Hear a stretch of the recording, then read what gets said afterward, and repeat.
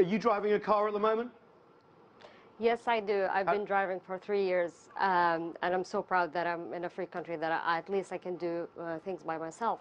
But I just want to point something that she mentioned, your guest, Maha, mentioned that driving is not an issue. It's not only even about an issue. I even feel embarrassed to debate about driving car because this is like common sense.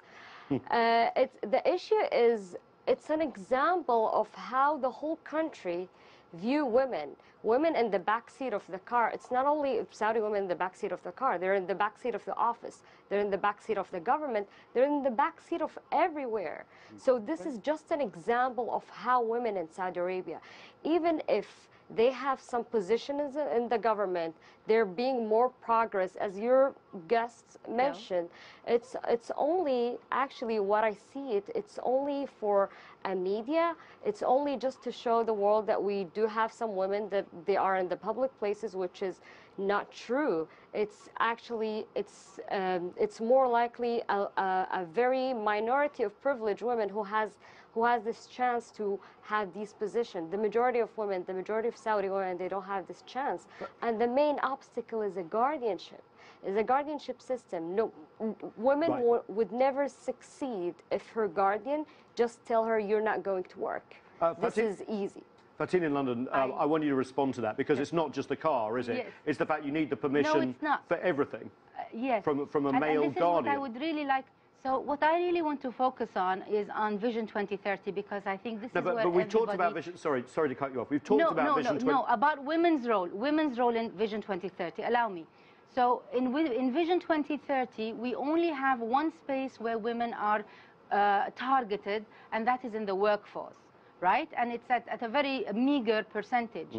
My point is that if women are targeted for the labor force, and if they still have the guardianship law over their head, and if they're not enabled or empowered by having equal civil rights, then we're not going forward. We're just getting them employed, but they don't have their rights. Therefore, the guardianship system is a system that needs to be done with, as well as a citizen. I'm a citizen, and therefore I deserve to have equal rights, socio-political, economic, equal rights with the man.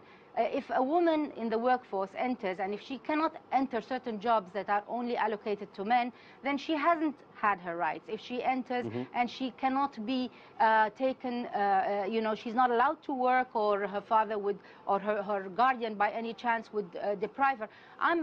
Mind you, what I'm trying to tell you here, it is very important that we focus on empowering women to be equal citizens. I relate to everything Moudi said, in the sense that we do need those rights. Fatima, I do have a comment, sorry. I agree about the 2030 vision would never succeed if women still has the same rules.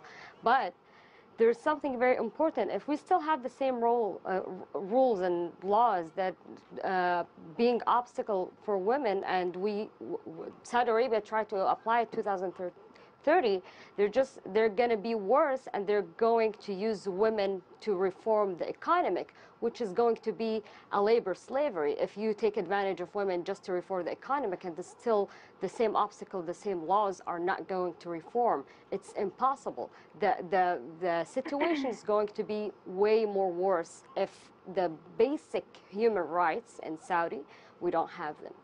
We've got to go to break, but Fatima, just before we do, women in the back seat, even with the 2030 plan? So let me just go back to the guardianship system for just a second. I think a fundamental issue around the guardianship system, in and of itself, it shouldn't exist. That's number one, full stop, period. But there's a greater issue here, that